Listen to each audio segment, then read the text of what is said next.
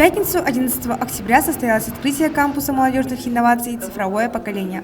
К ребятам приехали гости, ведущие специалисты IT-сферы республики. Они ответили на все вопросы студентов и рассказали о том, как будет развиваться IT-отрасль. В стенах Соснового Бора собралось 300 учеников республики. И это, я думаю, надеюсь, что это самое такое сливки нашего общества.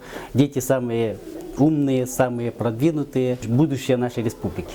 Не только по Дальнему Востоку, но и по всей России стоит довольно актуальная повестка, то что Якутия становится одним из центров, IT-центров всей России. На все 100 баллов Сосновый Бор отработал свою сторону. Я вот буквально впечатлен, можно одним словом сказать, да, что я давно уже такой энергетики не чувствовал, когда 300 человек кричат в одним во все горло, и как-то все такие заведены.